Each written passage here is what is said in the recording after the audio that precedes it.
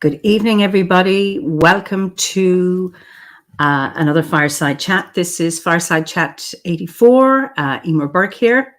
And as is customary now, I will just start with a prayer for peace. Gomara Siacán ar fud na crinne.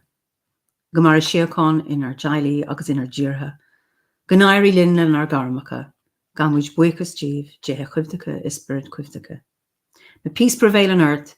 May peace prevail in our homes and in our countries. May our missions be accomplished. We thank you, guardian spirits and guardian deities.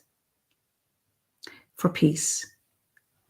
As the fever of day calms towards twilight, may all that is strained in us come to ease. We pray for all who suffered violence today.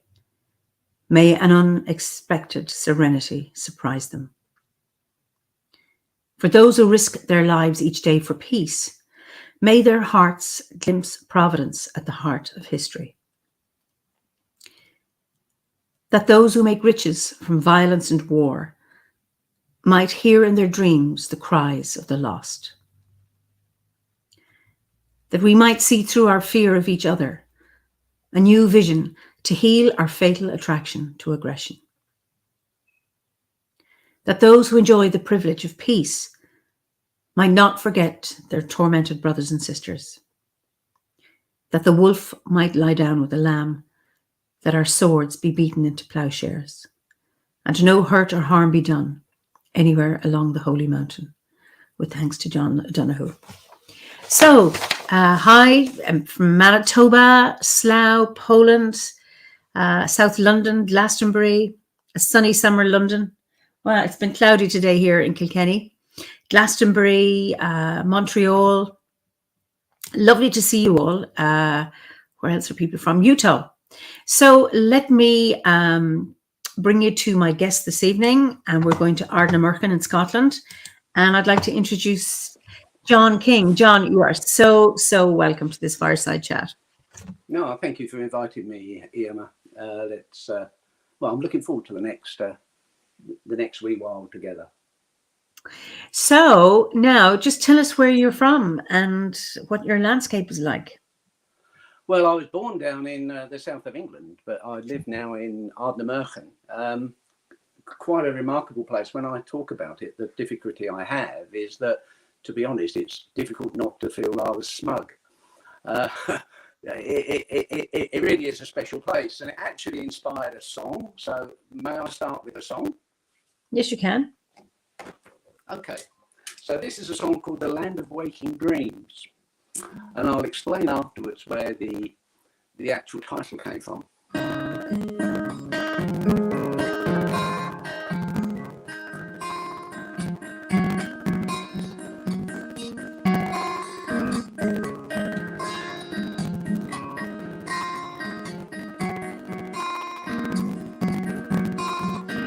Fire and ice for 2 ages past, land of waking dreams, where the ocean foam breaks on the shore, the eagles soaring high, where the winters are long and the days are short, land of waking dreams.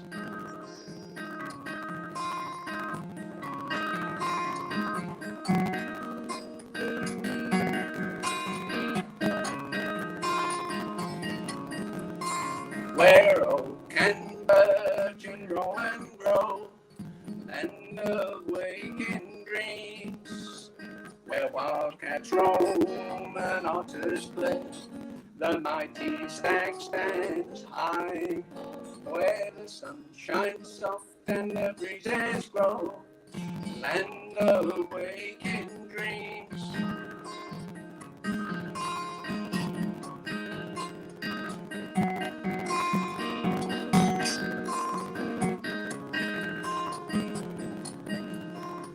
Surrounded by the stormy seas, land of waking dreams, when islands appeared in an oaks and near, home of the Selkie too. Gales roaring from the Hebrides, land of waking dreams.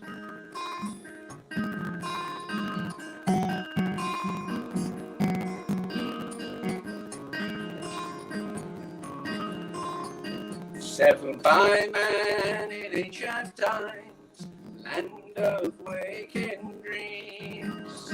They buried their dead in chamber cans, put up the standing stones. You can see their ghosts walking on the land of waking dreams.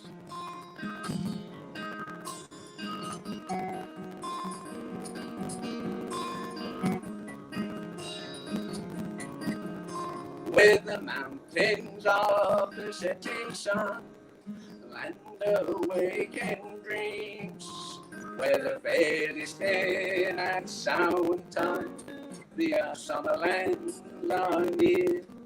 You can step right into the other world, land of waking dreams.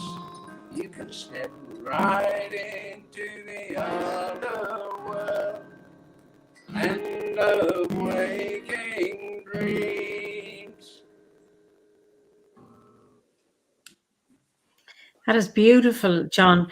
It was very crackly, and somebody said, "Lovely song, though, even through the crackles, like an old record." I don't know what's going on. Apologies for our crackles and our static. We have checked this and it's fine. And anyway, so it's been a problem. I am very remote. Whether that's an issue, I don't know. Maybe the service comes and goes. But what I'd like to do, you asked me about where I am. For those of you that aren't familiar with the west coast of Scotland, I'm north of the island of Mull and west of Fort William. We actually, the Ardnamurchan Peninsula sticks out into the North Atlantic. It's the furthest west point of the British mainland. So it really is quite a unique landscape. To sort of unpack the song a little bit, I mentioned fire and ice. It's actually a volcanic landscape. It's formed by volcanoes. And if you go onto Google Earth, you can actually see a huge volcanic caldera out at the western end of the peninsula. So it is quite a unique landscape. And what makes it even more unique is the fact that it's basically, there's a lot of what we call acid oak woods. And acid oak woods are a quite unique habitat. They stretch for 20 miles along the shore of the loch, and the whole of the 20 miles is special scientific interest. And I actually live within a triple SI. In fact, my garden is designated as a triple SI, which is rather wonderful, really. What's a triple SI? Site of special scientific interest. And it's a designation used in the UK to protect areas that have a particular ecological habitat. So yours is triple? Yeah, triple. It's called a triple SI, site of special scientific interest. That's where the triple SI comes from. Oh, I thought you had three particular things in it that were of interest. No. The main reason for it being designated that way is because of the oak woodlands that we live in. So we actually live in an oak woodland. So you say it's acid oak, is that so it's boggy? Yeah, we've got a lot of boggy ground around here. My garden, there's very little flat land. It's mainly a rock that sort of just rises up behind the house, covered over with a thin layer of clay, and then bog on top, essentially. So that's our landscape. And Franny wants to know: are you near the Hebrides? That's her dream place to visit. Well, I actually mentioned the land of waking dreams. When I first came here, I first came to visit this area in 1974, and I drove down from the north up by Mallaig down towards a town called Glenouig. And as you drive down this road, you look out at the inner Hebrides, the islands of Muck, Rum, Canna, and Egg. And on a very clear day, you can actually see the Outer Hebrides on the horizon. And so, as I say, it's like looking across the sea at Tiernan Oak. They just blew on the horizon, and just wonderful, wonderful scenery. But yes, so in answer to that, they're further west. They're offshore about 40 miles, I think, from the tip of Ardnamurchan. Okay. And given that you're from the south of England, what brought you so far north and into another country? Oh, well, when I was 24, I got involved in mountaineering and rock climbing.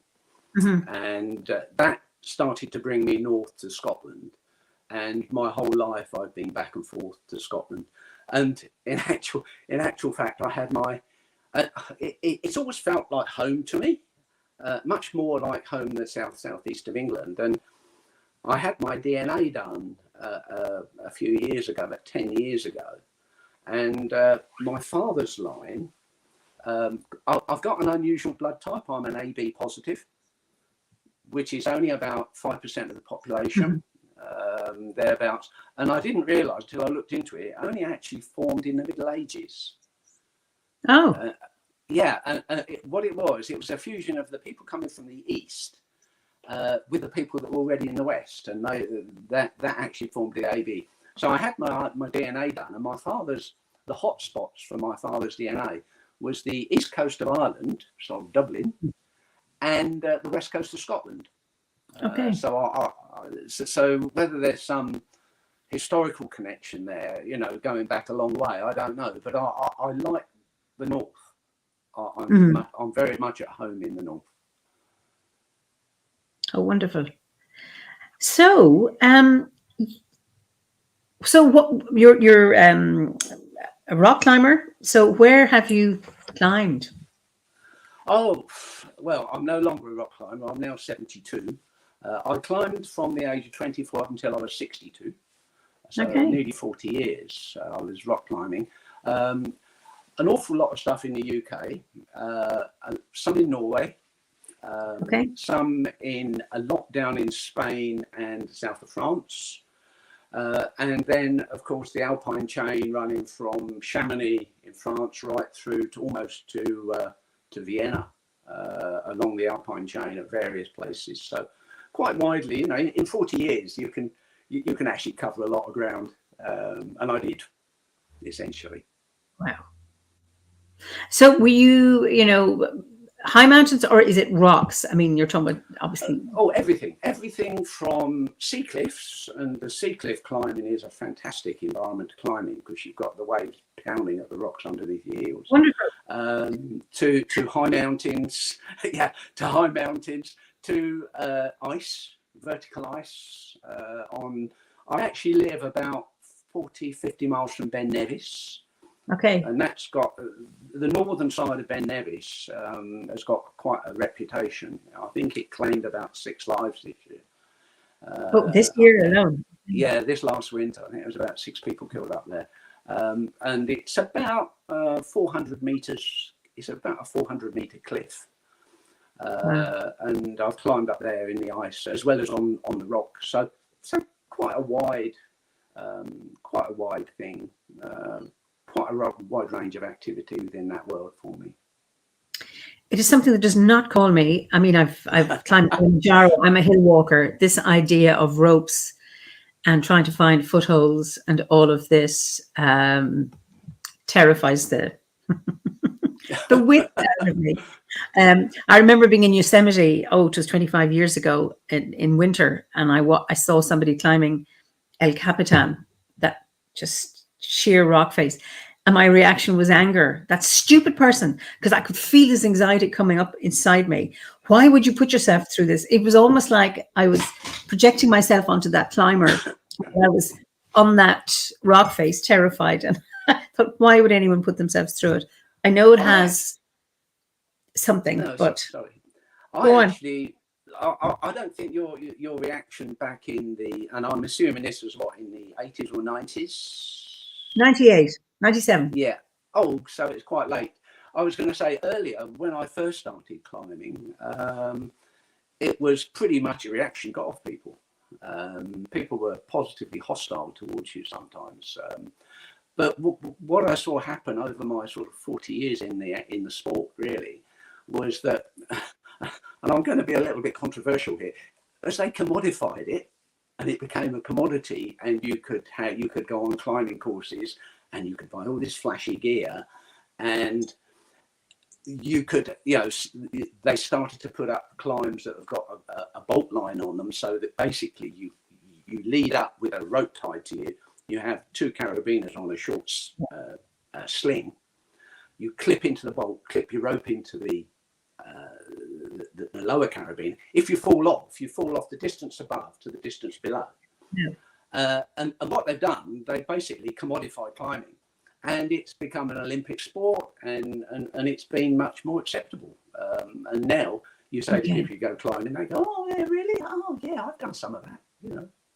So it's changed, and like many things, the commodification of the activity has really given it a sense of respectability. I tell you now, commodified or not, the idea that line is there so I can attach my carabiners, I would be very grateful for that. I'm not trying to, hammer in my little payton to find my foothold myself. That's scary. Yeah, well, they don't use pegs anymore. But okay. That's how out of date I am. It's the most remarkable activity.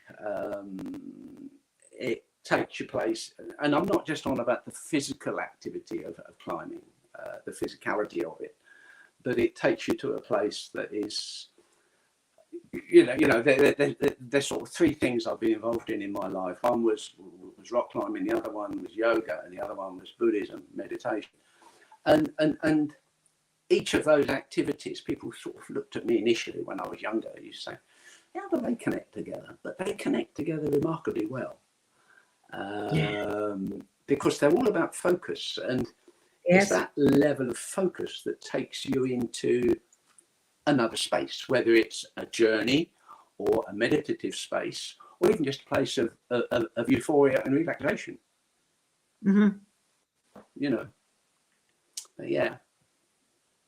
Now, I get, because obviously, I mean, I certainly know meditation requires focus, and yoga, and the idea of being so focused on your climb and on your next move. And that can take you into a place of magic, yes. It does, to be honest, when you're 200 feet up in the air, or 60 meters up in the air, and you're standing on something about the width of a pencil, the stresses and strains that you've experienced from Monday to Friday actually really don't exist. And I would say climbing actually was quite a lifesaver for me when I discovered it, because it was a long time after I started climbing that I got involved in yoga and meditation. Okay, that was the gateway. Wow. Yeah. Sandy has a question. Do you think all the modifications have taken some of the skills needed? I assume, Sandy, you mean that maybe devalue the skills in some way, or there's 2. Basically, climbing has evolved in 2 ways. When I started, it was all what we call traditional climbing. So you climbed up on what we used to call the sharp end. It was the end you got hurt on if you fell off. So that was known as the sharp end. And you placed what we called leader place protection. And instead of having a bolt to clip a carabiner in, you would carry a selection of wedges, and then later on they developed a spring-loaded camming device. And you would climb up, and where you saw a suitable crack, you would place the gear. We just called it the gear. You place the gear, and then clip your rope into the carabiner. And that requires a huge amount of judgment. There are still people climbing trad, as we call it, but the emphasis for many people has been to move away to bolted climbing, which, being an old style trad climber, I tend to refer to it as a clip up. You basically clip, and unless you do something really stupid, about the worst you're going to do is bust your leg. But with the leader place protection that we used to do, if you don't place that right and you come off and load it heavily, it'll come out, and you'll go a lot further. And in my climbing career, I think 4 friends die of various accidents. So it's got much safer. There's no doubt about it. The science has improved. You go on training courses instead of just going out with your mate. So yeah. I remember somebody describing to me climbing in on ice and then putting, this is when they had pitons, isn't that? Yeah. And sleeping, says, okay, they have to sleep on a tiny ledge. And they would hear, as the ice was melting, the pitons slipping out. Fun. And then you just get your hammer, and then you hammer it back in, and then you just go back to sleep again, and now that idea just terrifies me, as well as the thought of losing your hammer, but that I'm being calm enough to hear it. Okay, I just need to adjust this and just hammer it in again. That's it takes some nerve. It's about control. It's a mind game. People, when I first started, used to think it was a big ego trip, but it wasn't an ego trip at all. It was incredibly fulfilling, and I think people have often said to me, "What did you get out of climbing?" And apart from having an awful lot of fun and a lot of adrenaline rushes, which is pretty good, it's better than other things sometimes. What I got out of climbing was the ability to go into things I don't know if I can do them. And say that again. Say that again. The ability to go into things that I'm not sure if I can do. Yeah. So, and that is, there's a various poems about that, whereby, it's that fear of failure that stops so many people doing what they would really like to do in their life. So that was really what it comes down to. That's one of the major gifts that I got from the years in that sport. I also got arthritis. Well, there's always a price. Sean Clancy says, after seeing the movie Free Solo, have such an incredible extra respect for the skill, both of body and mind, required to scale such faces. Massive kudos, John, for contributing to such a feat of man's endurance. Oh, that's a very flattering comment from Sean. It really is. But it does require huge endurance and huge stamina to be able to do that. Yeah, the alpine climbing that I did was, it wasn't unusual to be on the go for 20 hours. Okay. So you'd start out at maybe 1 o'clock in the morning because you've got a glacier to traverse, and you'd go up and do the route. And I'm on about just a one-day route. I'm not on about going, multi-day routes. You'd start out about 1 a.m., get out on the glacier, do the climb, try to get off the glacier by 2 o'clock in the afternoon because the snow bridges are so dangerous, and the heat. People don't appreciate that you can go from -10 to +30 in a day on a glacier. Freezes overnight on a clear night. Really, really very cold at sort of 12,000 feet, or 3,500, 4,000 meters, and then it basically in the daytime it's like a solar reflector. Absolutely. I'm climbed Kilimanjaro, so for the final peak to go up to Uhuru Peak from Kibo Camp, we started at midnight, and then I was a bit slow. I arrived maybe around 9 a.m. and now there was no snow actually. Fortunately for me, sorry, I am a wimp.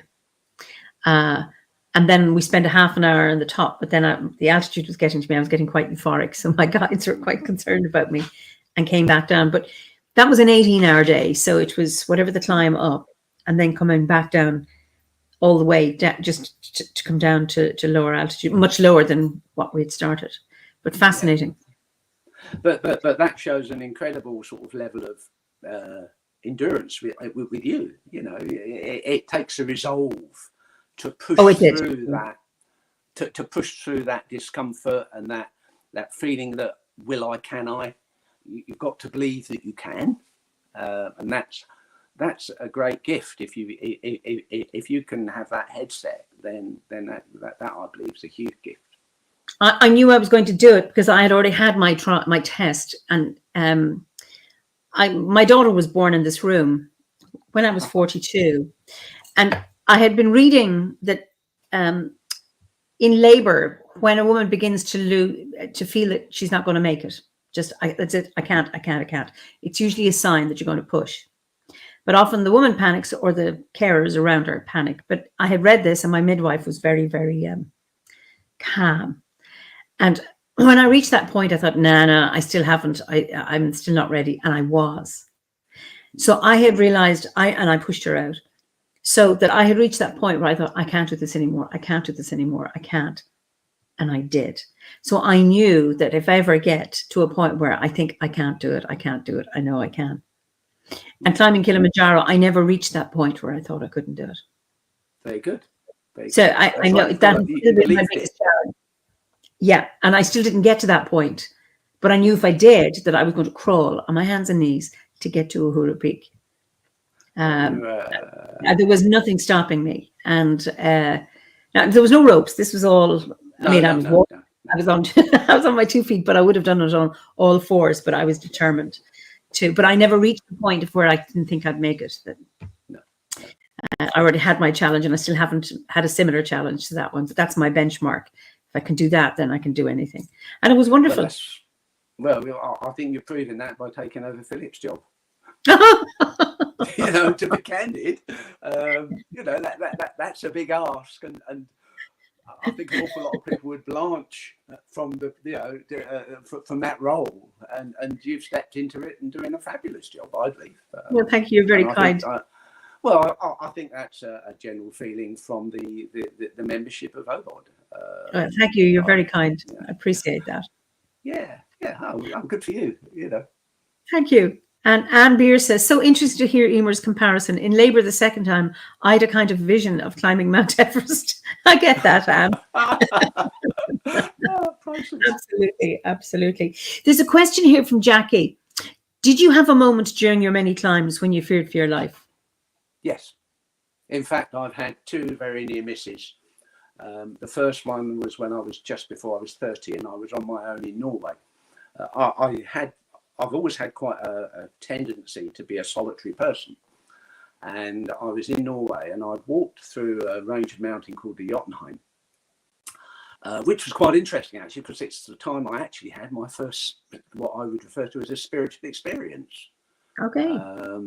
I'd been on my own for 3 days, and Norway, the Jotunheim, a very, very rough country. The glaciers have only just retreated and there's miles of boulder fields, and I was walking through, it was 60 miles from one settlement to the next with no roads. So it was quite an undertaking, and it was just me, and I'd been on my own. And the 3rd day it had been really grim weather, and I had trouble. It was so stony I had trouble pitching my tent. This is 1979. So we didn't have things like nice self-supporting geodesic tents. We had little ridge tents in those days. Yeah. And you had to put pegs in the ground. And it was so stony, I couldn't get the pegs in the ground. And it was blowing a gale, so I couldn't just use boulders. Anyway, eventually I got this tent up. And I was pretty low. I was probably hungry. I was pretty low down. And I sort of got inside and pulled out my sleeping bag, and my sleeping bag was wet through. And so my solid, my optimism went into my boots. Yeah. And I was sort of sitting there thinking, this isn't good. I'm miles from anywhere. And things aren't working out too well. And I looked down, and there was it's almost like a little dandelion growing inside the fly sheet where I pitched the tent. I hadn't seen it when I put it up.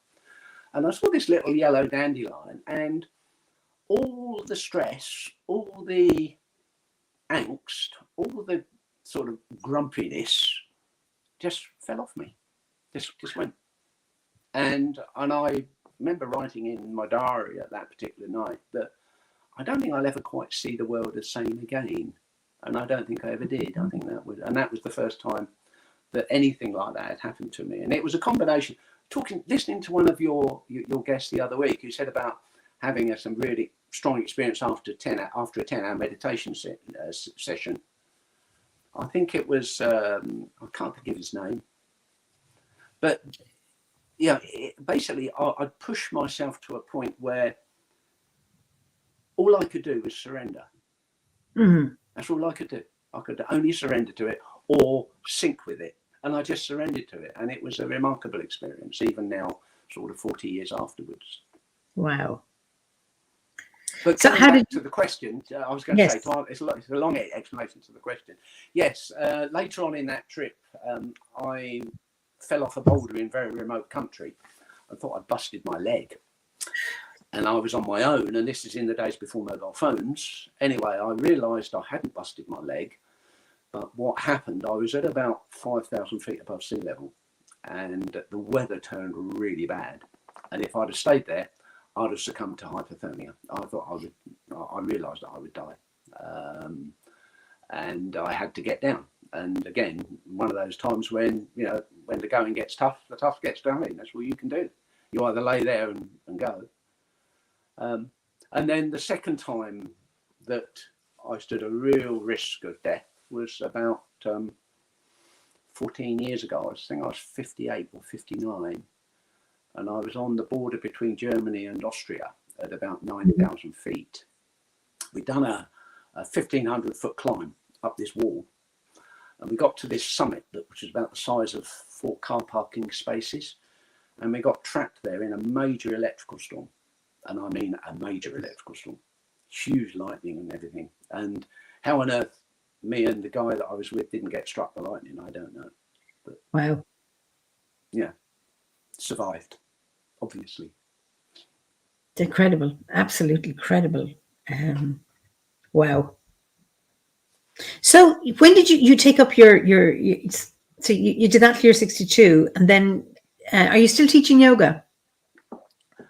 No, I stopped teaching yoga. I started to teach yoga. I got involved in yoga when I was 33. I had a lot of depression problems from about 20 through to until I was about 36, 37. The climbing helped because it would give me a peak. Yeah. But then that was followed by a bump. And I was bouncing along the bottom until I got the next climbing session. So it helped, but it wasn't the solution. Got involved when I was 33, and then when I was, and then 1987, I was asked if I would take a teacher training course, and I taught yoga from 1987 right up until I came to Scotland, which was in 2014. So I taught for the best part of 30 years. I was teaching yoga, which was incredibly rewarding. Although my sort of way of doing it was to say, or to my ethic, if you like, because I've sort of already mentioned the commodification of climbing, and it's a bit of a hobby horse of mine, the way everything is commodified, everything's put a price on everything.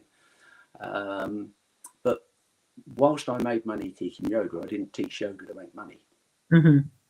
That was my ethic for teaching, and yeah, it was incredibly rewarding activity, and that carried along with my climbing over the years, over all those years. Yeah, carried through. And that wasn't your main occupation either. Oh no, I was quite a busy person. I actually worked as an architect when I was. I come from quite a disadvantaged background, really, and when I was 15, I got a job as an office boy in an architect's office. It's 1965. And bless them, they sent me back to school, which I hated. But it was a building college, and I ended up training as an architect and working as an architect up until I retired in 2000, Christmas 2000. You retired young. Why did you retire so young? Well, let me give you a good example. I was offered the boss's job in this architect's department. The 2 people before me had died, and the 2 people after me had died. Okay. In service. So what I was doing, I was managing these big commercial, these big projects. They were big projects. Some of it was housing, some of it was commercial. One of the jobs I did was modernise a whole town centre, and it's a very stressful job. And it became, as I used to say, more wrestling than dancing. Okay. And I thought, you know, I had a choice. I could have a lot more money, or I could have a lot more time. And I thought, Yeah. no, I'll go for the time any day, because, you know, none of us have a guaranteed lifespan. No. You know, so that's what I did. And then for 9 years, I indulged my climbing, I must say. I used to spend 2 to 3 months in the Alps every year and things like this. So it was lovely. Oh, wonderful. Wonderful. Brilliant. That was. Used to make my heart sing. Ah, absolutely. Taking you to such heights, of course. It's brilliant. Yeah. So you mentioned your Buddhist background. So were you a Buddhist before you became a Druid, and how did you weave your way from one to the other? Yeah, well, as I've already said, I had quite a lot of depression. It followed a very unpleasant incident, 1970. Drink, drugs, and fast cars don't mix. Mm-hmm. And 2 people died. It was merely providence that I didn't. I happened not to be in that car, but I could so easily have been in that car. And that really tipped my head up. That really, you know, tipped me over and made me start to question things. So I had this period of time where I found life very difficult at times. Mm-hmm. And that was why I got into yoga, and I found yoga was quite good. And then I had a past life experience, actually, which tipped me into Buddhism. I was on the Isle of Skye with a friend who I'm still friends with. I've known Bob for close on 50 years. And we had what we call an epic. When you have a climbing epic, it's not a good situation to be in. Okay, so it was a bit of an epic. And when you're stressed, you tend to shout at each other quite a lot. Yeah. And so the following day, we decided he would go walking that way, and I would go walking that way. And I ended up at a place called Ruan-Dunnen, which is on the Isle of Skye. Ruan and Dunnen. Okay. It's a peninsula that runs out from Loch Brittle, from Glen Brittle, in one of the main areas of Skye, one of the main climbing areas. And I ended up sobbing at a ruined croft. I'd lived there before. I'd gone home. And, you know, bearing in mind, I was a pretty hard and tough character, really, in my youth. I had quite a lot of control on myself, probably more than was good for me. But it absolutely broke me right down. And I sort of started to investigate that. And then, lo and behold, a few months later, about 5 miles from where I lived, a Buddhist monastery opened up, a Theravada monastery. Oh. And I went along, and that was 1986, I think. And I went along to one of their beginners meditation evenings. That's where, so that was the start of it. And would I consider myself a Buddhist? I'm not too keen on labels. When I had to fill in the census form, I actually put down pagan because I felt it was an appropriate thing. But certainly the Buddhist teachings and the care, I was very, very fortunate that the monastics that trained me were top drawer. They were top drawer, and they spent so much time just listening to my verbiage, and giving me little snippets of advice and just helping me along the way. They were fundamental, really, to where I am today. Yeah. Oh, that's beautiful. Jackie has a question. There are quite a few Druids I've met that were Buddhists before they found Druidry. What are the similarities, in your humble opinion? Oh, right. That's a really interesting question, actually. Obviously, not everybody believes in past lives and the reincarnation idea. And in fact, within the Buddhist tradition that I come from, the Theravada tradition, it's rarely talked about in the Western side of it. If you talk to people from Ceylon and Thailand, which is where the the centre of Theravada Buddhism is nowadays, they will talk very much about rebirth. But from the monastic treatment, from the monastic teaching point of view, it's not talked about much. But it's always there. It's always there. And of course, within Druidry, I've heard many people talk about that aspect of it. That people feel there's this cycle of life, and we're born and we die, we're born and we die, or we die and we're born. So that's probably the main thing. The Theravada tradition that I was involved with was a forest order. It comes from the northeast corner of Thailand, so it's known as the Forest Sangha. Okay. And of course, that's again, the teaching is around the natural cycles of, in that case, in actual fact, generally focusing on sort of things like leaf fall and decay. And so they're the sort of two areas that come immediately to mind to answer that question. I hope that's helpful.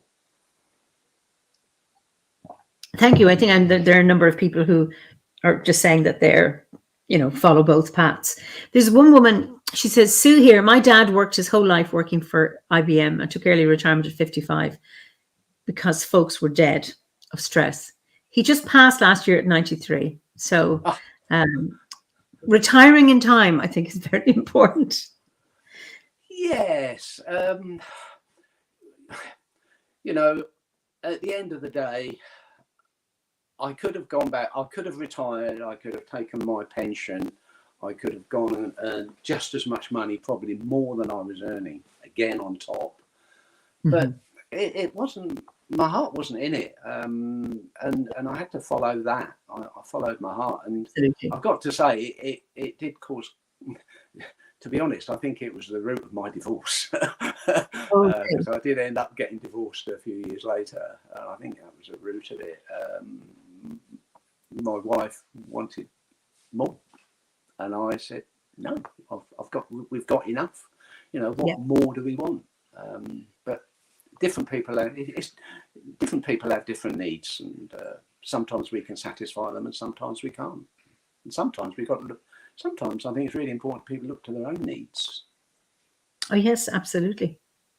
And that's what I did. And as I say, I'm 72. Apart from a bit of arthritis, I think I'm quite healthy. I don't have any chronic conditions. That's good. So what do you attribute your good health to now, since you're no longer climbing? Do you still do a bit of yoga? I mean, I know you're not teaching it, but do you... No, I don't do any yoga, or very, very little. I've got arthritis in my wrists. My wrists don't bend anymore. Okay. So that makes anything to do with kneeling or things like dog face down very difficult. But what do I contribute my good health to? Well, firstly, I've got a wife who nourishes me wonderfully. I have a very good diet. I do a lot of meditation as part of my studies. But also, the other thing that is nice living here, when I bought this house, I don't like thinking of owning it, but within my deeds, the river that runs past the eastern boundary of my property is in my deeds. So I actually own the river. Ooh. And I go in the river every day of the year. Wow. It's been... When I was at the gathering in June down at Glastonbury, I had my first hot shower in something like 7 years, because I went into the shower block and I couldn't turn the temperature down, and it was horrible. It was absolutely hideous. But I needed to feel some water on me. But yes, I walk out of my back door in the morning. I walk maybe, because the garden's quite long. It's 200 meters. Up the hill, up into the hills, and I've got some plunge pools, and I walk out into the garden, go up and go in the plunge pool for a few minutes, and I do that 365 every day. And is this plunge pool fed by the river, or you? Yes, yeah. It's actually by the river. It's actually pools within the river, and they vary within depth depending how much water's coming down from the hills. Yeah. So I actually I attribute my good health to that. It's a bit anecdotal, but I've lived here now. Well, I've lived here for 8 years. I've not yet been to the doctors, apart from having a COVID jab. I have arthritis in my knees, my big toes, and my wrists. Mm-hmm. And the cold water actually controls the arthritis. And I have very little pain, very little pain at all. And if my knees hurt or my wrists hurt, I just go in the burn. Simple as that. Wow. And it goes a couple of minutes, it goes away. All the swelling goes down, all the inflammation's gone. So yeah, that's what I put it down to. I'm somewhat, very, very. Somewhat. I was going to say, not everybody's cup of tea. Actually, a lot of people have done, with COVID during lockdown.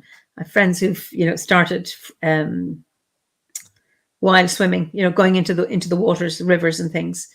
And that was one way of meeting outdoor, but also very good for health as well. And then they've continued it. I'm too wimpish for this, so I'm happy to watch it and hold space for those who wish to do it. Well, it's one of the things. It fits in wonderfully with my Druidry, because it's about meeting. One of the things I realised when I moved to this area to this house, is that if I really wanted to engage with the landscape, then I had to meet the landscape on the landscape's terms. Go on. So that's what has happened over the last 4 or 5 years. Yeah, very much meeting the landscape on landscape terms. Tell me a bit more about that. Well, I moved to this house 5 years ago this October, and I've been living on a very small island. We had an opportunity. Well, we manifested actually an opportunity. When I got involved in Druidry, one of the things I had a real problem with was doubt. Doubt was a big issue for me. I came from a Buddhist tradition where we were exhorted, only believe what you know. Okay. So you don't believe what you're told, you believe what you know.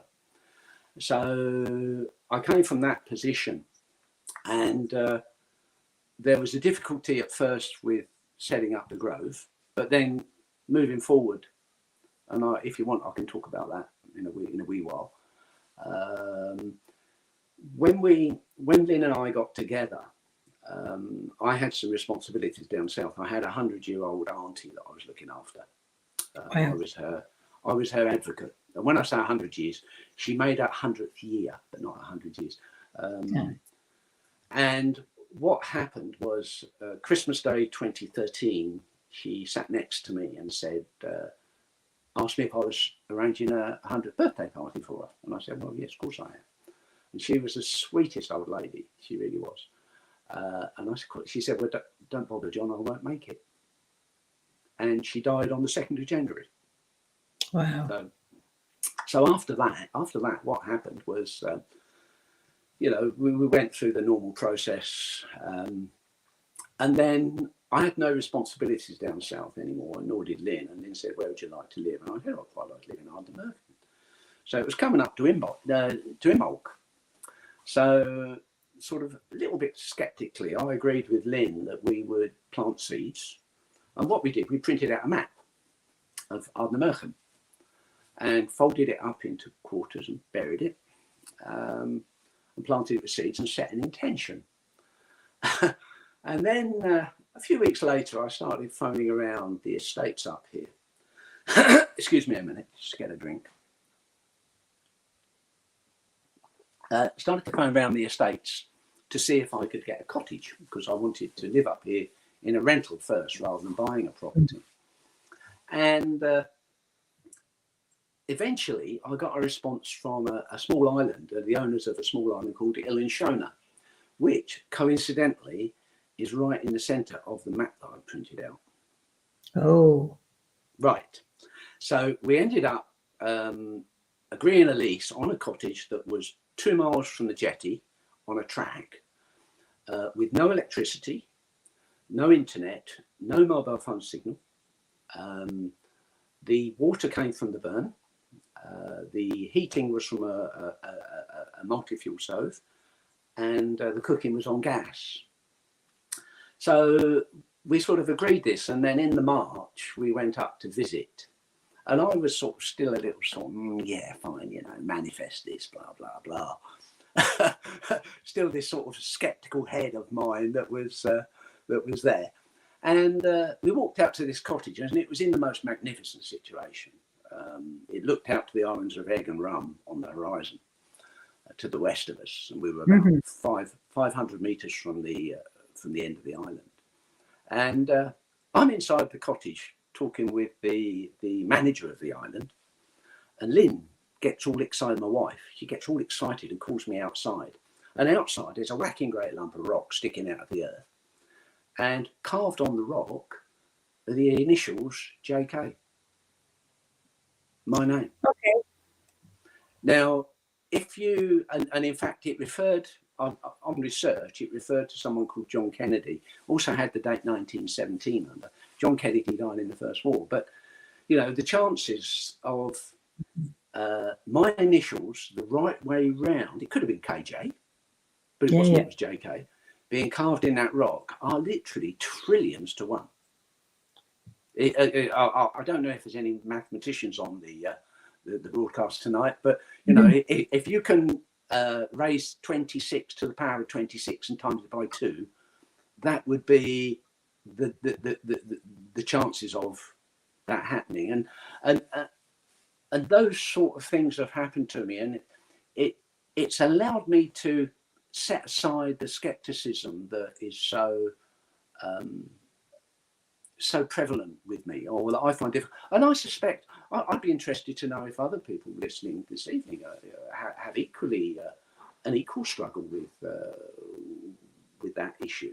I don't know. I'd be fascinated to see. I always think a certain amount of skepticism is very, very healthy. It keeps you grounded. And I mean, I like the fantastical. I like magic as well, but there is a part of me that is skeptical.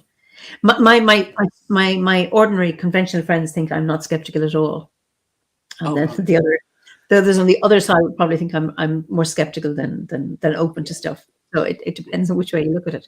But that is fascinating that you found the JK on the stone. Yeah, as I say, it was just such the most amazing sort of synchronicity, I think we would call it, if you're being specific. And we lived there. We lived on this island for 3 winters and 4 summers, so nearly 3.5 years before we decided to buy this place. And some of the winters we were the only people on the island, so it was it was quite exciting. How did you get on the island, by boat or how? Yeah, I had to buy a boat. I remember taking delivery of it, and I said to the manager, I said, could you come across and with me when we get the boat? He said, yeah, why? I said, well, I don't know how to start it. You know, so it comes in to sort of just, I'm going to have a go at this and sort it out. And that's what I did. And then I had a quad bike, because I had to take all my supplies in, everything. I took in about 3 tons of coal a year, Calagas, and then obviously food and all our furniture. Well, we didn't take too much furniture because it was a tiny cottage and partly furnished, but we had to take stuff in, and it all went in on a quad bike. It used to take us an hour from the house to the mainland to go shopping. Wow. So how far is the island from the mainland? About a mile offshore. So it was enough to be quite sobering when it was blowing a force 7 or 8. It really was. You had to use your, again, it come back to something I've been well trained in, using my judgment about conditions. So I take it there was an engine on this boat that you didn't have to row. No, I had 25 horses on the back. That's a modification for you now. I mean, if you were really walking your talk, you'd have rowed. Well, but were you ever trapped on the island? Go on, sorry. Go on. No, go on. Actually, I would say you refer to that. Back in the 50s and 60s, the postman used to take the post over, and he used to row over every day. Wow. Oh, absolutely. Yeah. But sorry, what were you going to say? Were you ever trapped, like not able to get off the island? Oh, yeah. Yeah. That's so not being able to get off. Yeah. Yeah. There were times when we would go in the winter because you were battling tides, or you were having. One of the ideas going there was to actually put ourselves. Yeah, my wife's a druid as well, and the idea was to put ourselves at, I wouldn't say the mercy, but put ourselves in a position where we had to work with The elements. With the okay. That's the word. Yeah, thank you for that. We had to work with the elements, and in the winter you've got 6 hours of daylight. Okay. Around the solstice, you've got just about six hours of daylight. You've got tides, and at times the tides could be quite challenging, and you've got the weather. So, yeah, there were a few times where we didn't get off for maybe 10 or 12 days, and you had no choice. And when I went there, I was just coming up to 65, and the sorts of comments that I was getting amused me intensely. People were saying, "Have you had a full medical checkup?" and do you think it'd be a good idea to take a defibrillator? And someone else said, "What would happen if you had a heart attack?" And I just looked at him and said, "Well, I'd die." It's as simple as that. It's putting yourself into, it's trusting a situation and being prepared. Put yourself in that situation, and then what comes back to you are the most wonderful benefits. The time, and I can speak for my wife, the time we were on the island was such a wonderful time. And I only came off because the owner wouldn't sell me a house. Wow. And obviously you got on well enough to be. Oh, yeah. The owner is. Oh, no, I mean, you and Lynn. Yeah. Lynn. Oh, crikey. Yeah. We rub along quite well together, actually, which is essential. But yeah. So just for our viewers, Lynn, John's wife, Lynn Genevieve, she was a guest. Oh, I don't know how many months ago. Maybe before, I can't remember. At the beginning of the year, maybe she was a guest. Yeah. Towards the beginning of the year. Yeah. Oh, that's wonderful. So you would have bought the house, would you? The cottage, if he was going to sell it? I wouldn't have bought that one.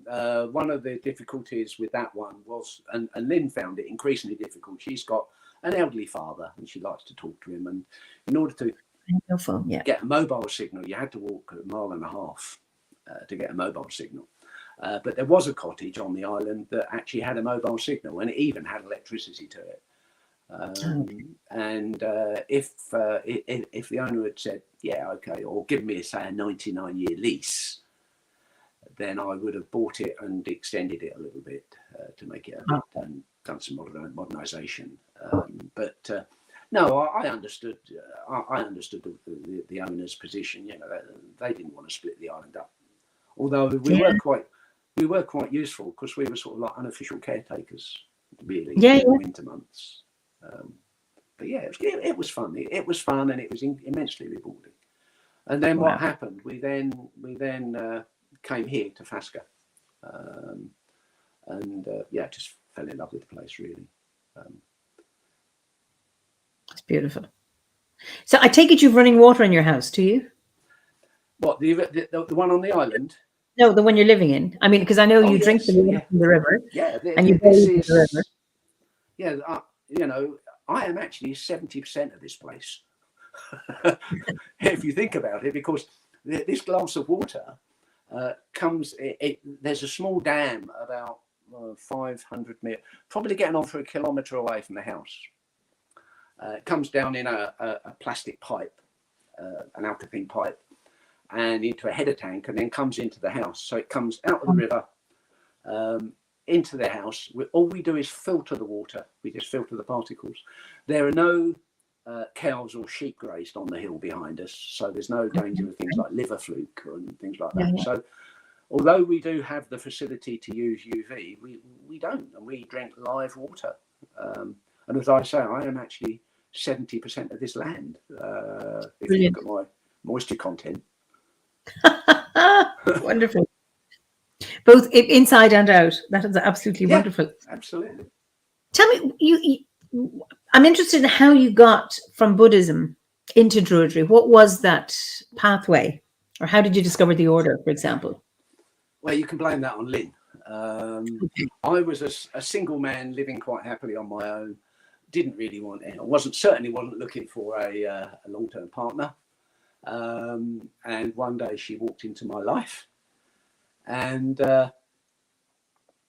she started talking about Druidry, and I'm thinking, yeah, all right. And manifestation and other worlds, and I'm thinking, yeah, fine. Anyway, so we started to go out together, and when she was talking about sort of just the ideas, well, obviously, it's a mystery tradition. She couldn't tell me everything by any means, but just the ideas, it started to sort of ring bells, because where I was brought up was in the Chiltern Hills. And there's a big estate there called the Astridge Estate. That's 6,000 acres of woodland. Okay. And I spent a lot of my childhood there. And she started talking about that, and it started to sort of ring bells for me. And I thought, oh, that's quite interesting. And then what happened? She invited me to the 2011 summer gathering as a guest. Oh. And I thought, I'm going to meet all these old men with white beards. Right. And I went along to the gathering sort of open-minded, and met the most wonderful people, actually. Wonderful people. I met people like Adrian Rook. I remember meeting Adrian, Barry Patterson, bumped into Philip, Esther and Robert. Philip. Yeah, departed now, bless him. Well, I met these wonderful people, wonderful open people, and got chatting to people. And I thought, yeah, okay. So I signed up, and in fact, I checked my diary the other day. My first bardic entry was made on the 9th of October 2011, which happened to be my 62nd birthday. Wow. So that was my first summer gathering too, was 2011. Pardon? 2011 was my first. Yeah. I think I might have met you there as well in passing. I remember noticing you and Lynn, because you're quite a striking couple, and it was Lynn's hair. And I remember saying to you, and I don't know if it was that time, I said, your wife is very beautiful. And you said, I think so too. Oh, absolutely. And I still do. I'm absolutely besotted with her. I make no excuses. No excuses for that. I'm quite happy to admit that I'm a very fortunate person. Very fortunate person. Ah. So, when would you say, has there been a time in your life when Druidry has supported you, particularly Druidry? I don't know. No, I wouldn't say Druidry has really supported me, because, to be honest, since I've been involved in Druidry, life has actually been very positive. I've not had, I can't say, I've been, it's now 11 years, and the last 11 years have been probably as good as any previous years. Like most people, in fact, I refer to the time between my 20th birthday and my 36 years when I got involved in Druidry. I often refer to those as in some ways, my lost years, because I didn't live very skillfully during those years, and I did have a lot of difficulty. Later on, before I met Lynn, times were tough. I went through to be quite candid, I'm quite open about it. My wife basically ran off with a friend, but after having a 3-year affair with him, and life was difficult, to say the least. Yes. And the thing that supported me there was the yoga and the teaching, and it comes back to where I said I got so much from my yoga teaching. It was the need to go out there every night, because I was teaching 3 nights a week. Okay. And it was the need to go out there and actually give rather than take. And I found that as a really powerful, a huge help in a period of 4 horrible years, actually, absolutely horrible years.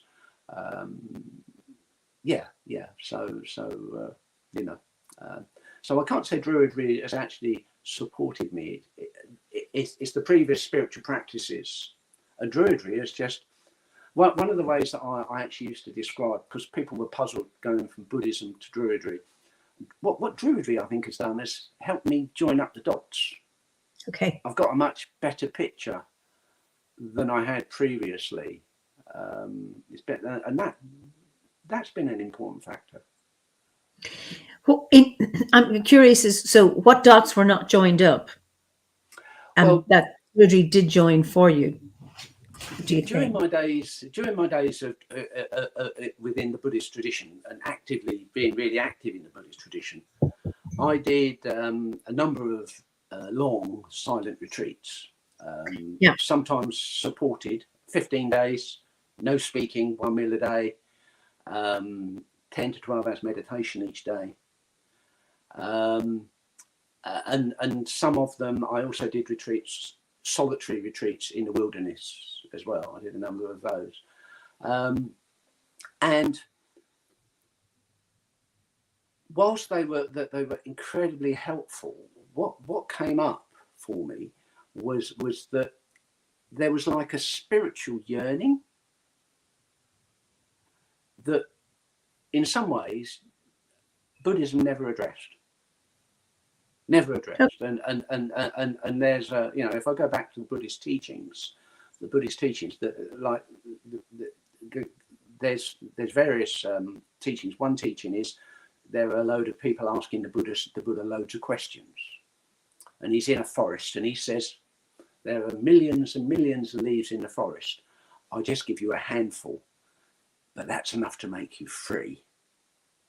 So the teaching that you were given was actually quite pared down. It was quite pared down, and it never really addressed that spirituality. And when life was tough,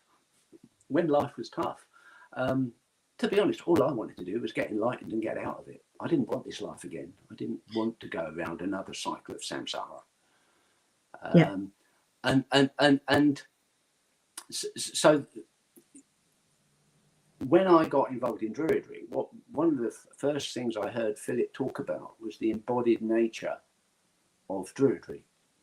And that was immensely helpful. And the reason why it was immensely helpful is on one occasion during one of these long retreats, I had a very, very powerful experience.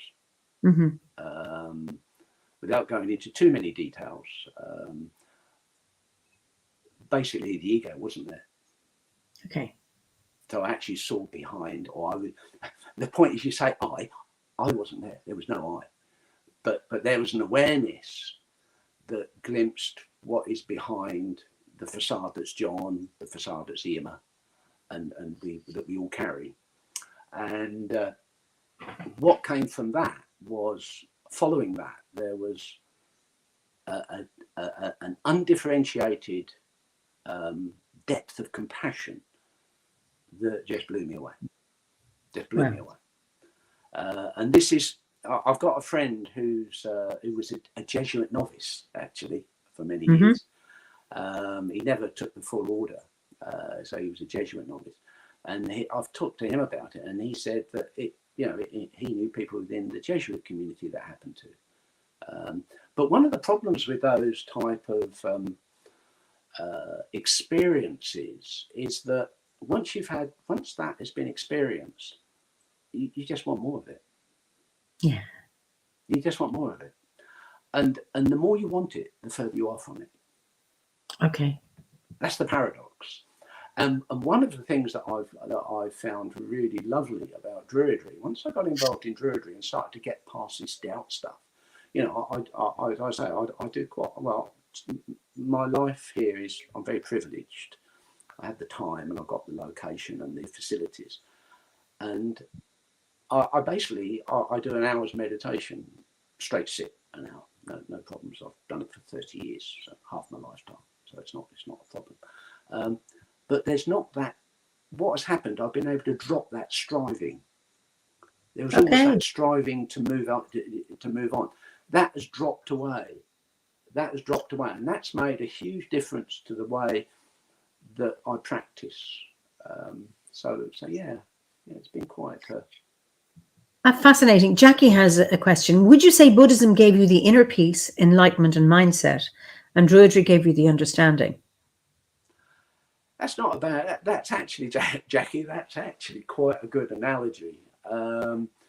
Yeah. I think that. Yeah, Druidry is sort of around. It's joined up those dots. It's given me that broader understanding, and you know, my place within the scheme of things. I've always had a pretty good idea, but you know, even now, like last year, I had an experience that really moved me forward. I think I need to explain something else. Really, I made a comment. Well, I made a comment earlier on about meeting nature on nature's terms. Yes, we never got. Yes, we went off. Meeting nature on nature's terms. What happened there, and it's been quite a journey, really. When you practice a lot of yoga, no need to go there. Go further back. When I moved here, I had a lot of work to do on the house, renovation work. And further up the hill, about half an hour's walk up the hill, there's a wonderful pool, about 2.5 meters deep, 4 meters wide, and about 10, 12 meters long. And I would walk up in my welly boots and my hat, and I would strip off naked and swim in the river, come out, dry myself, put hat and Wellington boots on, and walk back. Okay. And I was doing that, and I was dipping in the river in the mornings. And over a period of possibly close on a year, I'd be walking back, and I don't know, there was something sort of, there's no one around here. This is a remote location. My nearest neighbours are 300 yards either side of me. We've got 8 miles of uninhabited country to the north of me. I've got this really remote location. And something was nagging at me, and gradually I started walking back, first of all, with my shirt off, and then I ended up walking back just wearing a hat and wellies. And it was as though the land itself was saying, hang on, John, what are you doing here? And I got this message coming through, and there's sort of the logical mind is saying, well, this is a bit peculiar. What is this really about? But the feeling, when I moved into the heart and stayed with the feelings, there was something quite comfortable about it, but not quite right. And then what happened was I was here one afternoon, and it was absolutely teeming down with rain. And I got a call. It was almost like someone had phoned me up. Mm-hmm. And I took my clothes off and went for a walk. No shoes, nothing. Even took my glasses off.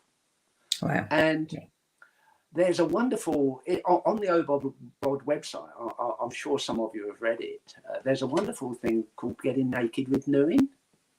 Yes. It's in the resources. And this man is a much better writer than I am. And he basically goes out in his garden at midnight to do a ritual. He takes his jammers off, and he's standing there, and he's just getting into it, and the walls crumble, and he starts to feel this oneness with nature. And then his wife comes out with a torch, and he said, and the walls came straight back up. And what happened for me, the day I did that, the walls crumbled, and they just crumbled to dust. And my connection with the land and the environment became so intense. It was unexpected. That was the whole point. I didn't expect that. I've lived here 5 years. I feel more at home here than I ever felt living in Hertfordshire for 65. Wow. So there's a gift from Druidry. I was prepared to listen. That was beautiful, beautiful. Yeah. Marcus, I don't know if you know Marcus Polonius. I'm sure you do. So interesting and lovely to hear your comment. Meeting nature on nature's terms. I'm learning to come to terms with life on life's terms. And yesterday, I sat under the canopy of a 400-year-old elm, listened and felt both. Wow. And that's an elm tree that's well enough. Wow, Marcus, that is brilliant. A 400-year-old. Is Marcus in the UK? He is, yes. Oh, right. Because I don't recognise the person. Mark Kingston. Pardon? You might know Mark Kingston. No, you might know him as Mark. know. He was at the gathering in Glastonbury. Right. He's in Brighton. Oh, right. Okay. Yeah. No, He was a guest last year on here as well. So. That's a very nice story, Marcus. And as Eimear says, if you've got a 400-year elm tree, hang on to it. We've actually got elm trees here on the land here. We've actually and are they well? Pardon? Yeah, are they well? Yeah. They're the wych elm. The wych elm. Okay. And we've actually got 13 of the 20 ogham actually on the land in my garden. In the land. Very good. Which is nice. I have a young. We had other elms and they died, but they always produce seed. So elms don't die out; they produce young ones, and as long as they stay small, and where this one is, I don't think it's going to grow particularly high because it's in a shady area, and that keeps it well. Marcus says it's one of a surviving twin called the Preston Park twins. Oh, that's wonderful. Yeah, it's wonderful. If ever I'm in Brighton, I'll go and chat to it. Yeah, brilliant. It's beautiful. And Franklin Lavoie, who was a guest a while back, it's a pleasure to listen to. Was it Franklin that you were referring to? Okay. Yeah, yes. Franklin I was referring to. Yeah. Yeah, brilliant. Because he was saying about how the pain took him to a certain place. The pain of sitting took him to a certain place, and that's very true. And in fact, I made a comment on that evening. That's very true. That's very true. The climbing, when you move beyond where you think you can go, but also that was what took me to the place on the retreat. I've been sitting for probably three hours, cross-legged, and all of a sudden, everything changed, and literally everything changed. That particular incident changed my whole perspective on everything, life and death. It's sort of. I've been reflecting recently. We've got this awful war going on over in the Ukraine, and the sorrow for not only the Ukrainians that are dying, but the young Russian soldiers that are being just thrown into an awful situation. And when I sort of reflect back, the point is what happened to me and what I experienced is not exclusive to me. It's exclusive. It's what I believe it's what underpins the whole of life. Even people like Putin has got that spark in him, but he's forgotten. And that's the tragedy. And that's the tragedy for each and every one of us. When we feel bad about it, it's about ourselves. When we beat ourselves up. Excuse me, all this talking is giving me a little bit of a frog. But we beat ourselves up. And at the essence of everybody, there is that, I suppose the only word I can use, and I don't mean it in any sort of Christian connotation, but that spark, which I can only call a divine spark. And that's that is right at everybody's core. And that I really, I don't believe it, I actually know it. And that's your Druidic one, or not your Buddhist thing is, what is it? Yeah. You believe what you know. Yeah. Absolutely. I don't believe it. I know it because I experienced it. Or I didn't experience it, but the experience was had. And I mean, that's very similar in Druidry because we don't have a set of beliefs, no. And that it's through your own experience. And I think that's so important. Often people say, and do you believe in God? It's like, well, it's not what I believe, it's what I know. It's how I experience divinity or deity or spirit. That's what's important, not what I believe. And then you don't get caught up in the rights and wrongs of beliefs or fundamentalism. Is that this is just my experience. and how valid my experience is, how valid your experience is. You know, it's a cliche, but I'll say it anyway. There's many ways up a mountain. Yeah. Simple as that. It is as simple as that. There's many ways up a mountain. There isn't just one way. There's many ways. And the spiritual life and the spiritual experience, although, as I say, I said earlier, just a few minutes ago, about my friend who was the Jesuit, you know, they were experiencing. I was on the only other person I've ever spoken to who described my experience that I could really say, yeah, was I was on an intuitive herbalism course. Uh-huh. And I won't say the guy's name because I don't think it'd be fair. But he was telling us about a similar experience, and I'm sitting there listening to him, and I'm thinking, I know what you're talking about. And he had the same experience, and he saw it as Christ consciousness. You know, different people. I think when you have these spiritual experiences, I think what happens is that whatever place you're coming from, you tend to experience. So if you're a Christian, you'll experience the Christ consciousness. Similarly, if you're a Druid or a Buddhist, you'll experience it differently. So the experience is different, but there's that essence that runs through that is the same, and that runs through the whole. It's what sort of, you know, we're trying to describe the ineffable, but to me it's like a thread that runs through the whole of creation, that we're able to. That we're part of that thread. We're something on. I've never really thought of it that way, but we're on that thread, and sometimes we'll experience the thread directly, and other times, and you know, if the circumstances are right, and it's really about circumstance.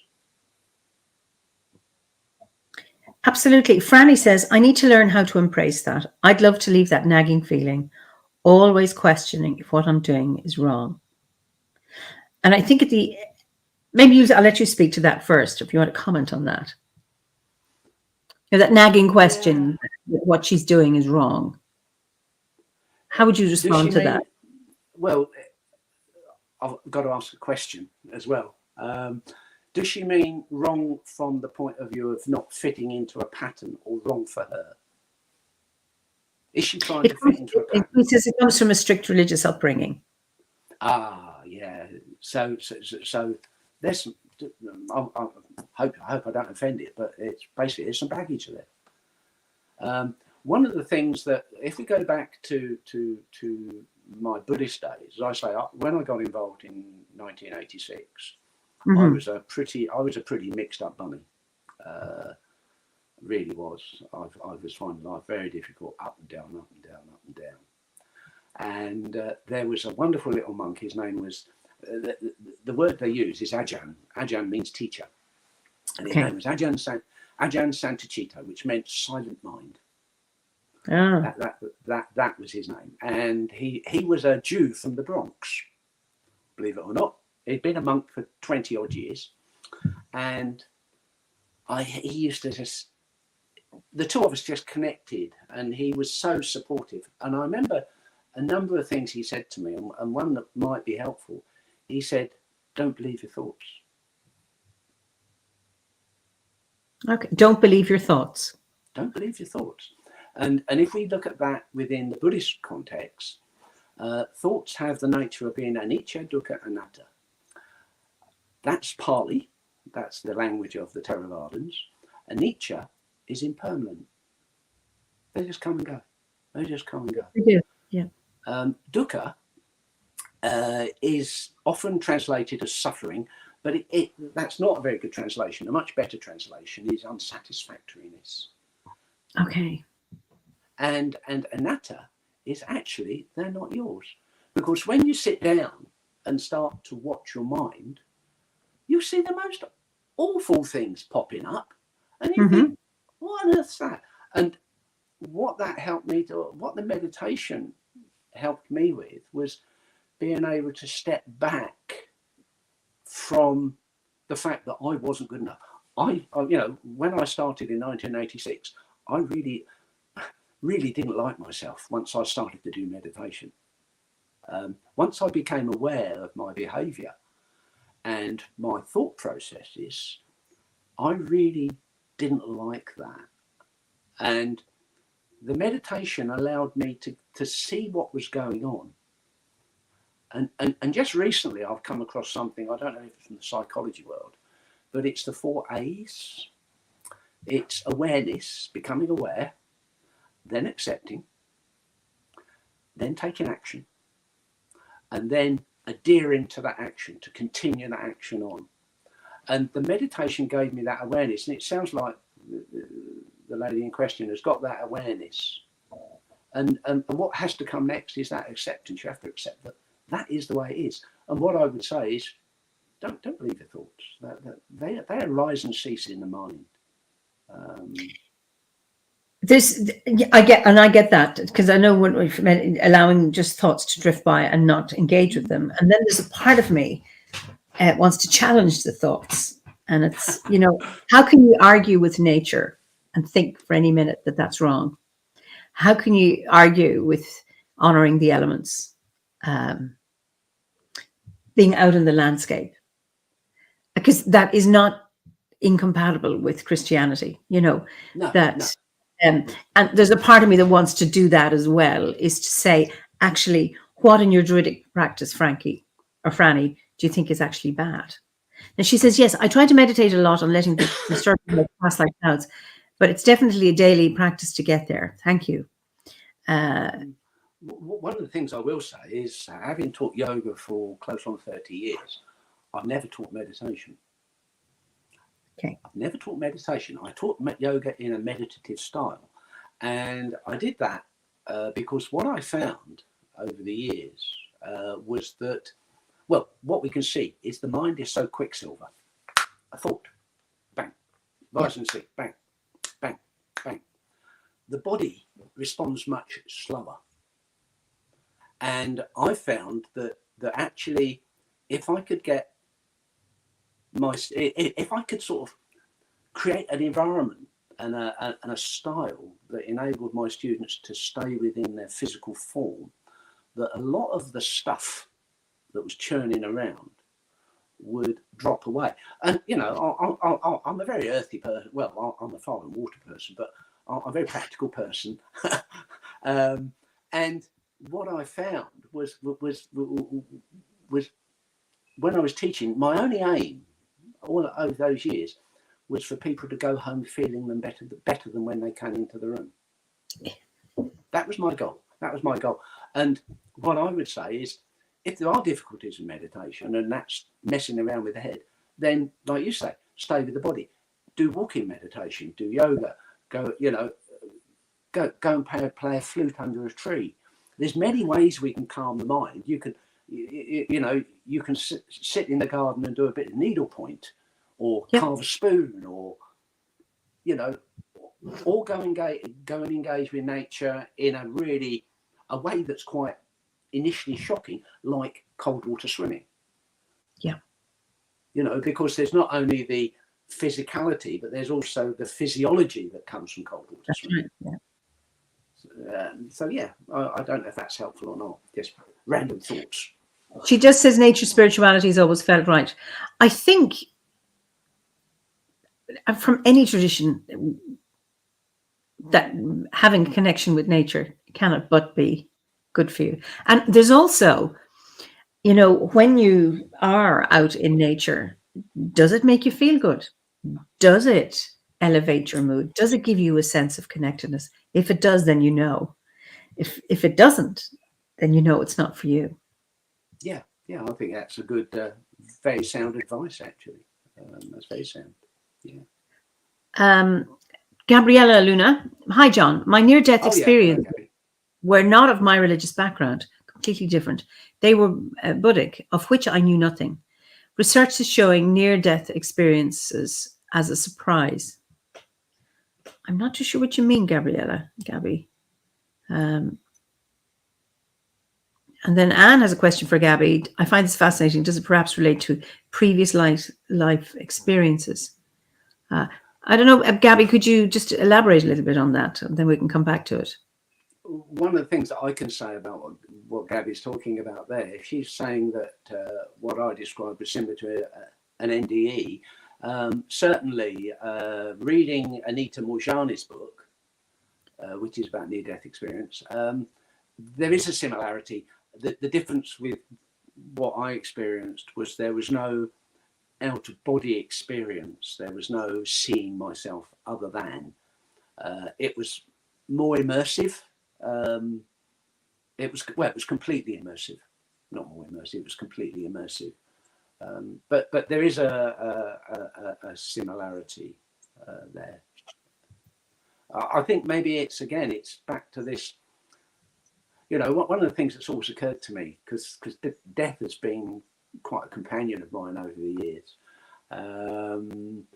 is that the body doesn't mind dying. Yeah. As simple as that. If the body doesn't mind dying, it's what happens. You know, it's the most natural thing in the world. The body doesn't. It's the railing of the ego and the fear that the ego creates around the process that is the problem. And you know, people have said to me, I mean, again, going back to my Buddhist days, a monk said to me, "Had I ever thought about dying?" And I said, "Well, I've had a crow on my shoulder since I was a child. I've always had that awareness of my mortality." And people say, "Am I scared of death?" I don't know. Honestly, I won't. Having sort of had a couple of near misses and held my mum's hand when she died, and had some direct experience of it. If someone said to me tomorrow, "You've got pancreatic cancer, you've got 3 months," I can't say that I would know. The actual process is where I think I may be uncertain about it. The actual end result, I'm quite comfortable with. In actual fact, I've just made my own funerary urn as a project. Your urn? Are you going to be cremated? Are you? I'd like to be buried on the land here, but you'd never. Well, for a start, you couldn't dig deep enough. And I want to stay on the land. I want to stay on the land here. This is my okay. And the only way I can do that is to be cremated. And I think the neighbours might complain if they built a large wooden pyre up by the shed. I think they might, yes, yeah. You know, they might complain about that if it was done that way. So yeah, I'm going to be cremated, and I've got my just as a. It's part of meeting nature on nature's terms. You know, I mentioned that things have changed for me. I've just finished my OBOD review. And this is, you know, I don't mind talking about my personal life at all. Quite comfortable with that.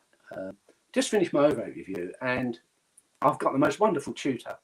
I won't name her, but I'll give her a shout out if she's watching. She's part of this eccentric old man sort of talking about his naked adventures. And I wrote to her and said, "Look, I'm going to do my review. I'd like to do a film."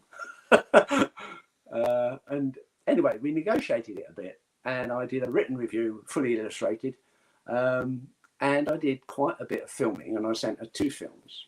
One was of a song that I wrote, I was given actually by a tree, and the other one was me explaining what I'm going to explain to you. And what happened? So I'm filming out in the wilds. And I set a camera up. I've got a camera that films very high quality video that I can get photographs out of, snatch photographs out of, and good definition photographs. And there's one bit of video that I was sort of doing the editing, and I really saw the animal that I am. My movements, everything. You know, I'm just one of those animals. I'm just one of the animals moving through this land and working on this land and being here.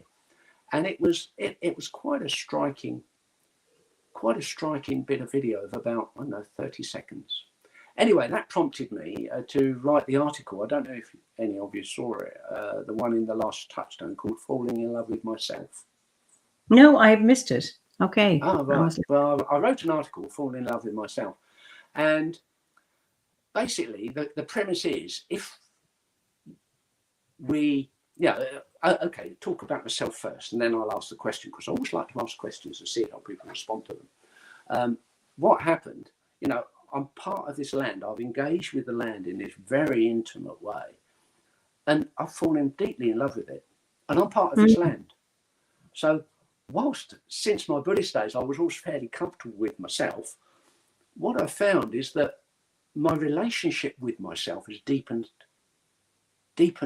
because of the work I've done within Druidry.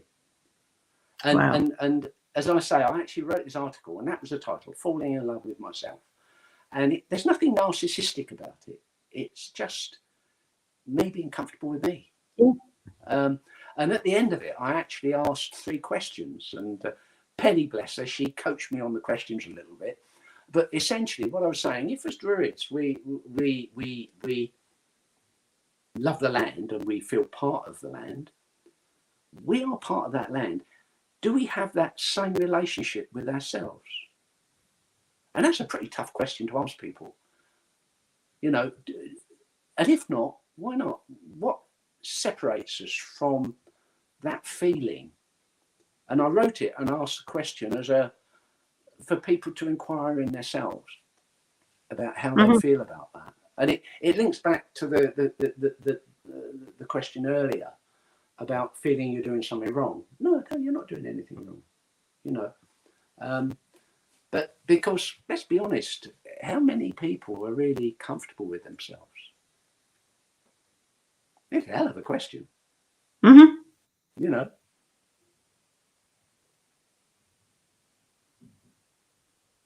I think it's a good goal to get to the point where something to move towards, because I mean, so many of our societal messages is that we're not. Either it depends on how we were brought up, you know, about being a bad child, not being good enough, or your school's experience, or society. Either you're not good enough at your job, you're not good looking enough, or whatever it is that, you know, you can always do better, that thing, rather than get to the place where you say, you know, I am, and I really like myself, and I am comfortable. Yeah. I again, and I'm not knocking any particular tradition. One of my friends, his name was Johnny Murphy. So you can guess where he came from. And, no idea. It must be English. Johnny Murphy, he was wonderful. He even played a banjo. But he was a wonderful chap. And I remember talking to Johnny one day, and he said he was brought up in the Catholic tradition. It was sin, you know. And it's so hard for people to move away from that conditioning, because that's what it is. It's one of the going back to the Druid, the Buddhist teachings. I remember Ajahn Santa again saying to me that meditation is about, first of all, reconditioning. So you basically, by practicing the meditation, you recondition, you see your thoughts and you recondition your thoughts. And then the next step is to decondition. Okay. So you're not bound, you know, and that they're simple words to say, but that's a hell of a job. That's a hell of a job. But, you know, that's, again, it's work in progress. And we're all work in progress, we can say. You know, like I say, at 72, I had a revelation this year that's been incredibly, I think really beneficial, actually. I think regardless, the love quote from Michelangelo when he was 87, Ancora imparo, I am still learning. And I think that is so important, that we are always on a path of discovery. And I think it's rather than saying, I'm old now. And my mother used to say that at my age, I can't learn something new. And she was telling me this in her late 20s. It's like, she's 86 and she's still here, you know, and it's that, you know, that you can always learn. Pat here says something. There's the trendy nihilistic view that because we're humans, we're some kind of virus on the earth, the only destructive species, as if we were separate from nature rather than a part of it. That plays a part in making people uncomfortable with themselves and damages our relationship with the land. Absolutely, Pat. I find that, you know, I say to people, we are nature. Stop this regarding ourselves as a virus, because if you do that, you come from a place of guilt. And maybe shame. And when that's your motivation, you don't do good things. It's not a great place to be. No. A certain amount of guilt keeps us on the straight and narrow, but to regard ourselves as something as hateful. And actually, not all viruses are bad either. Coming back to guilt, one of the things that's very different, that was very, very different about Buddhism, there are what we call the 5 precepts. And they're not 10 commandments. They're not thou shalt not. Yeah. What they are is I choose to refrain from. Yes, and that's a choice. And that's lovely.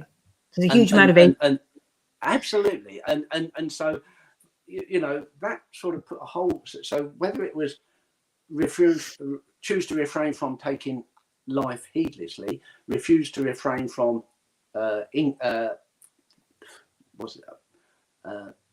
incorrect speech, and now choose to refrain from taking that which is not freely given. And so these, and it just puts a completely different slant on the way when you work with that, it puts a completely different slant on the way that you perceive it, and it is perceived. So yeah, it was a really, it was a pretty seminal time for me. I think I said once that Buddhism sorted out my head and Druidry has sorted out my heart. Ah, it's wonderful. And Gabriella, Buddhism is a great pathway towards Druidry. I came from 7 years of Buddhism, and I feel those prepared me really well for things in Druidry. Helped a lot. Yeah, I think that's a fair statement. And Stephanie says, I have agoraphobia. I've had it my whole life, and it tends to get compounded over the years as different traumas come up and the world's events are in your face all the time. Druidry and the love of nature has been an incredible therapy for me. Delighted to hear that, Stephanie. It has helped my family as well. You can learn so much about yourself when you go outside of society's expectations, become one with nature, and give yourself grace and time to understand your own feelings. So glad I found OBOD. That is so lovely. Thank you so much, Stephanie, for saying that. Well, the other thing that I'll pose to people is an idea that has come from this falling in love with myself. If we perceive nature as sentient, which is certainly what I do, I see nature as very alive and sentient. And I'm looking at from an anthropomorphic or an anthropocentric position, from mankind looking at nature and seeing nature alive, and I'm part of nature. The question that's come to my mind that I'm actually working with at present is, does nature perceive me? And how does nature perceive me? And in fact, that's a question I'm working with currently. I said earlier, I've got a very deep affinity with water. And I'm working with water at present. And the way I'm working with that is I journey to water and ask the question, and then get an answer back, and then I go away and try to film it. So I actually and see how that balances up. And the idea I've got is to actually work through all the elements. So water, because of my affinity with water, I felt that was a good start. I would like to think that nature was aware of us. Otherwise, then we are not part of it. You know. That's a good point. That's a really good point. Yeah. I mean, people say, well, you know, the planet will survive and we can exterminate ourselves, and nature doesn't give a damn and we'll find because we're incidental. I don't think we're incidental. And I'm not coming from an anthropocentric point of view, is that if we are part of nature and we are nature, every part of nature needs to be aware of every part of nature. And otherwise, it's like then we are separate. And it's about being able for all aspects of nature to recognize and be aware of the interconnectedness of it. That is my hope. I'll be very disappointed if it's not the case. It's like, what am I doing? That is a wonderful exposition, actually. And I think that you're absolutely right. I don't think it's a hope. I think it's a reality. I think that is the way it is. Yeah. So we're sort of coming at the same thing from slightly different perspectives. Yeah, very good indeed. So we are coming to the end of our time, John. Questions. Gabriella says Gaia does love us. At least that's what I felt. A very nurturing love. That's wonderful. Well, I feel that too, Gabriella. So thank you for reminding me of that. And Franklin says, light is so full of photons, it's numberless. And light is cosmic awareness. This is not merely a metaphor. It is soul nature. Yeah. Yeah. And Sean says, this has been such a grounding and enlightening conversation. So many excellent examples of real world connection of spirit to the physical, of the divine to the earth. Thank you both so much for your guidance. Thank you, Sean, for your kind words. That's a really generous comment. Thank you. Indeed. That's very generous. So, one concern you have about the modern world? Oh, that's a hard question. You know, have you got another 2 hours? No. But yeah, no. I think there's a danger with the modern world, and it comes back to my hobby horse, really, about commodification. I think there's a danger that the modern world knows the price of everything and the value of nothing. Of nothing, yeah. If you want me to sum it up, you know, we're constantly bombarded with this and that, and yet the real valuable things, the you know, love, friendship, companionship, care, that sort of stuff. There's plenty of people that feel that way. Of course there are. There's still loads, but it tends not to be, you know, it's incidental instead of being possibly more central to our lives. But yeah. So what gives you hope then for the world we live in? I suppose the ecosystem itself, the planet itself, the way you know, when I look out of the window here, see where I live, probably 200 years ago, all the trees were being felled and used for charcoal, because it was a charcoal area. The oak trees were burned, produced charcoal for smelting.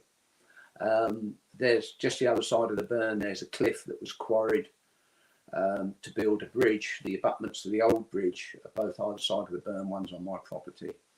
And yet you walk over there and it's just a magical place. The ecosystem has taken it over. It's mossy, you've got epiphytes, you've got little ferns growing out the trees, because we're in this temperate rainforest, you know, this acid oak woodland. The ecosystem itself,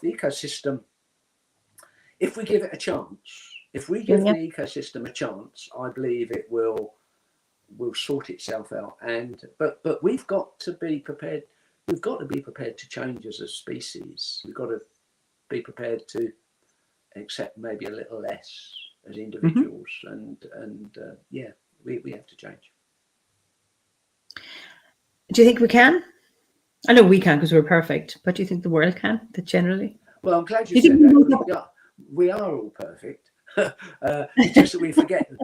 And I remember once you actually saying, no, none of us are perfect. Yes, you are. We just forget. The point is, we are that little bit of perfection. Do you think?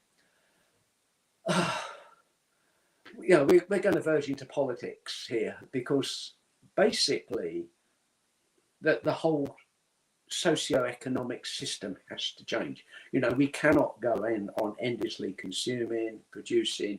You know, sustainable growth, complete and utter nonsense. We're on a finite planet. And you know, so can we change it? We have the potential to change. The potential is there. What we need is the will of society to change. And it was interesting how society has changed since COVID came in. Actually, you know, society has changed. There's been a significant change, in some ways for the better. What I was a little bit dismayed was why it all sort of jolted back. You know, it sort of moved into a slightly greener sort of way of working, with people riding bicycles and getting out, and, you know, maybe more of a work-life balance with people working from home. And then all of a sudden, as soon as they took the restrictions on, you know, off we go to Marbella. You know, and yeah, it's up to mankind. The choice is there. It's clearly laid out, and the future is laid out there too.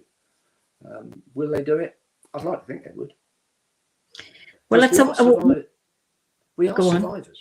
You know, we are inbuilt survivors. You know, the time when I thought I busted my leg in Norway, I had to get off that mountain. It was 8 miles. I could barely walk. I knew the consequences of not doing it. We are survivors. It is an innate part of our being. So maybe we will be successful. Let's hope so. And now my final one, your favorite season of the year and your favorite ceremony on the Wheel of the Year. Winter. And you in Scotland. I love winter. It just, you know, that lovely Joyce Rupp poem, Winter's Cloak. Yeah. Yes, I love it. Yes. That is in I've got a little meditation hut that I built up the garden that's off grid, that I go every day. And that's on the wall, winter. And the ceremony, my favorite ceremony is the winter solstice.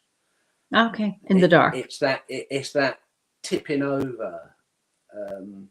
But yeah, from sort of souring up to you know, and it where I live is cold and wet. But there's something really wonderful about that season. But, yeah. Well, Gabriella likes to bet on what will be my guest's favorite season. And she said, my phone jammed before I could write, but I wouldn't have said winter. Gabriella, live in hope.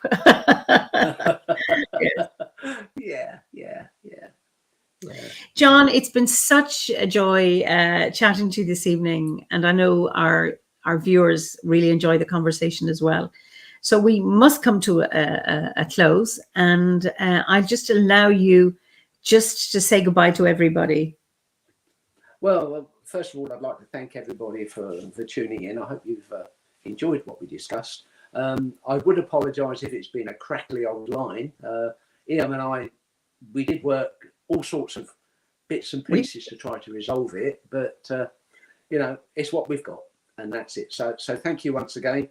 We're coming up towards Lunasa next, so enjoy the season as it stands. Bye-bye.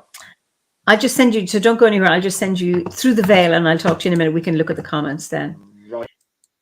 So thank you all for joining me again for this chat, and I hope you enjoyed it as much as I did.